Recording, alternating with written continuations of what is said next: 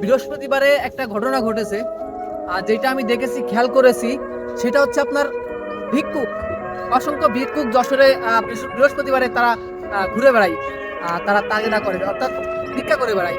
তো বৃহস্পতিবারে একটা ভিক্ষুককে আমি দেখলাম, মুরব্বী ঠনটুনে, নড়তে পারতেছে না, হাঁটতে গেলে সে পড়ে যাওয়ার মতো অবস্থা। সে কি করেছে জানেন? মানে ভিক্ষা চেয়ে বেড়াচ্ছে। একটা মুরব্বী, একটা মহিলা, একটা মা জননী, সে বয়স মনে করেন যে আপনার 65-70 আপ যাবে। তো দেখেন, সে ভিক্ষা করে বেড়াচ্ছে। আদৌ কি তার ঘরে সন্তান নাই? তার ঘরে কোনো সন্তান নাই নাকি? সে ভিক্ষা করে বেড়াচ্ছে ভাই।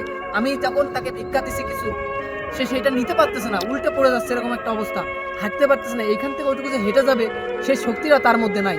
এই রোদ্রের মধ্যে, সেদিনকে যে রোদ পড়েছিল, যে গরম, এই গরমের মধ্যে সে ভিক্ষা করে বেড়াচ্ছে। সে পেটের দায়ে ভিক্ষা করে বেড়াচ্ছে।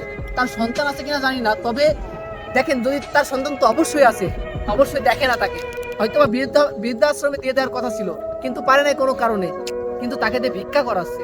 কেন ভাই এগুলা? তোমরা তোমার মায়েদেরকে যদি এইভাবে অবহেলা করো, যেই মা তোমাকে 10 দিন, 10 মাস 10 দিন তোমাকে পেটে ধারণ করেছিল, যেই মা তোমার বুকের বুকের দুধ পান করিয়ে তোমাকে বড় করেছিল, তোমার যখন 12-13 বছর না বয়স হয়েছে তোমাকে লালন পালন করেছে, সেই মাকে তোমরা আজকে অবহেলা করতেছো কেন ভাই? কেন করতেছো এগুলা? আজ তুমি যখন সফল হয়ে গেছো, সেই মা বাবাকে দুটো তো ভাত দিতে পারো খাইতে, তাই না?